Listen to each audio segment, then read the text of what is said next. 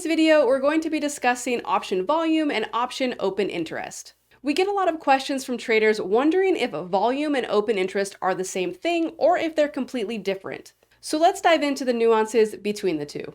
All right, let's talk volume and open interest. So this is something that traders tend to ask us a lot about and what the difference is between the two, because when you look at these two things on your options chain, you're really seeing something somewhat similar, but they do have some differences to them. So let's go ahead and walk through these. So some of the similarities between the two of these are really that they are both used to describe liquidity and activity in options contracts. So we're able to see how many people are really interacting at a specific strike price. In return, of course, this shows the interest and the strength in that specific strike price. So let's talk through some of the differences. Volume, for instance, refers to the number of contracts that are traded on a given period, right? So each day, how many contracts are being traded at a specific strike price? Now, this number will change throughout the entire trading day. So similar to equities, you will see the volume changing at these strike prices. Volume shows insight into the immediate interest, right? So again, like equities, we're able to see how the volume changes at a specific strike price, and it shows how many people are actually interested in this strike. Now let's take a look at open interest, which is also referred to as OI. Open interest refers to the number of contracts outstanding that have not been closed or exercised, right? So this means that those contracts were opened at one point, but someone is still holding on to them. Whether they've bought into the position or they've sold the position, those contracts are still open and they haven't been closed yet. The major difference between volume and open interest is that volume, while it changes throughout the trading day, open interest is only updated once per day. So you won't see the change in the OI until the following trading session. The changes are based on new contracts and positions that are being created and existing ones that are being closed out. Now, what you'll see when you look at the options chain is that the OI stays stagnant while the volume is changing throughout the day. However, when you come into the trading session the next day, you may start to see that the OI has changed. And what this shows us is whether or not interest has stayed at a particular strike price. So during the previous day's trading session, were contracts closed or exercised during that trading session, or did OI basically stay the same?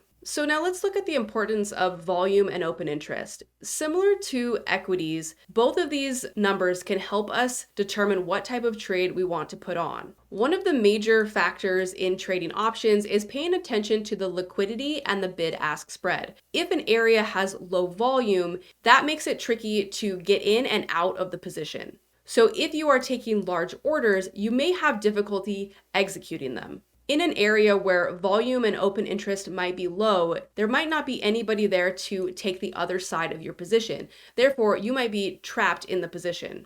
Unlike equities, where you're entering into a position at the immediate price or setting a limit order for the future, if you're trying to get out of an options contract and the strike you're trying to get out of is far away and has low volume or low open interest, it can cause you to get stuck in the position. This can make for a less extensive options chain. And what I mean by that is if you're familiar with out of the money contracts, you will notice that as you get further out of the money, the options chain starts to change between the strike prices. So whereas closer to at the money or in the money, you have options contract strike prices that might be within $1 of each other, maybe a $2.50. As you get further out on the options chain, you'll notice that the distance between the strike prices begins to change. So as options traders, it really is important to be trading stocks and option contracts that have high liquidity, so high volume and high open interest. Most platforms have a scanner that you can use to gauge the volume and open interest in the market. So on this day, what we can see is SPY, QQQ, Tesla, Apple, and Nvidia had the highest options volume across the overall market. Now, take a look at the difference between the option volume versus the option open interest. These numbers are very different. Now, this is because the option volume is based on today, or the day that this screenshot was taken, the volume of the contracts that were traded that day.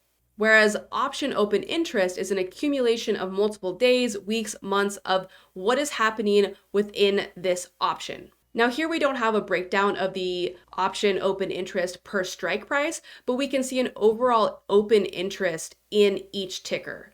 And again, it's important as traders that we are trading option contracts on tickers that have high option volume and high open interest. Now, if your platform doesn't have an option scanner, there are plenty of free tools online. This one I've just pulled from barchart.com. Now, what we can see here is that Tesla and a couple of its different strike prices here and here have some of the highest option volume across the market. We can see the volume over here in a descending manner, and we can see that Tesla is at the top alongside Apple, Meta, Nvidia, and Amazon. Now you might start seeing a pattern here, which is that a lot of the bigger names in the S&P 100 and the NASDAQ 100 are stocks that will typically have higher volume and higher open interest.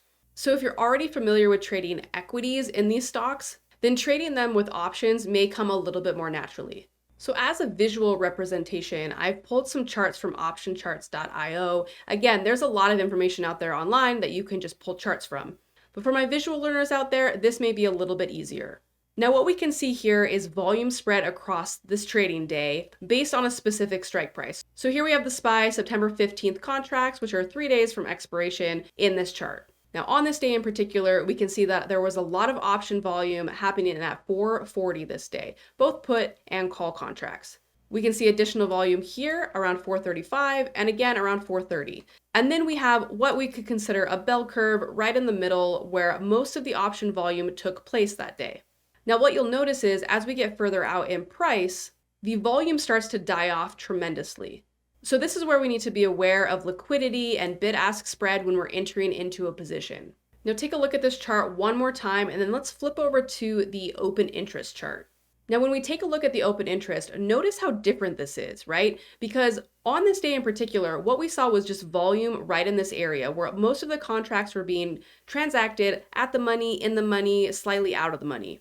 Now, because open interest isn't just based on today's trading activity, we can start to see positions that have grown over time at specific strike prices.